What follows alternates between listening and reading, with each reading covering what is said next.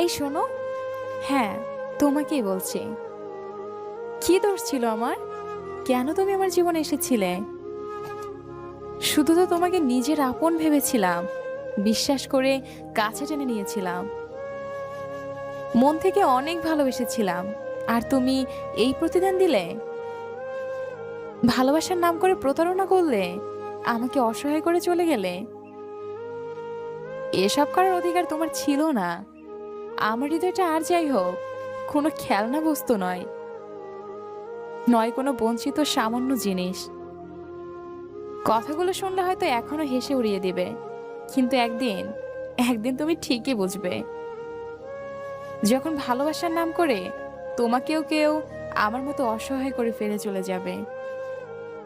কত ভাবনা ছিল তোমাকে নিয়ে, ভাবনাগুলো ভেবেই আজও বেঁচে আছি। আর শুধু এই ভাবনাগুলোই ভাবতে পারি, কিন্তু যাকে নিয়ে ভাবছি সেই তুমি তো নেই আমার জীবনে। মোবাইলে আগের সিমটা এখনো আছে, ফোন নাম্বারটা আজও পাল্টায়নি, শুধু এই আশায় যদি কখনো ভুল ভেঙে একটি বার আমাকে কল দাও। স্বপ্ন সত্যি হয় না জানি, তাই হয়তো স্বপ্নে তোমাকে দেখলেও এখন আর জড়িয়ে ধরতে ইচ্ছে করে না। যোগ্যতা দিয়ে আর যাই হোক কখনো ভালোবাসা যায় না, কারণ ভালোবাসতে তো যোগ্যতা লাগে না, সুন্দর মন লাগে। স্বার্থপর লোকেরা কখনো দুঃখের ভাগ নেয় না, তারা তো সবসময় সুখের ভাগ নেওয়ার জন্যই অপেক্ষা করে। নিজের কষ্টের কথা কখনো কাউকে বলতে যাবেন না, এতে আপনার কোনো উপকার হবে না, বরং আপনাকে নিয়ে মজা করবে আর আড়ালে হাসবে। শরীরের সাথে শরীরের পরিচয় হওয়ার আগে সেই ভালোবাসাটাই সব থেকে পবিত্র ভালোবাসা। তুমি কি আগের মতোই আছো, নাকি বদলে গেছো? খুব জানতে ইচ্ছে করে। ভালোবাসা এমন একটা স্বপ্ন যা পূরণ করতে দুজনের ইচ্ছের প্রয়োজন পড়ে, কিন্তু ভাঙতে একজনেরই ইচ্ছে যথেষ্ট।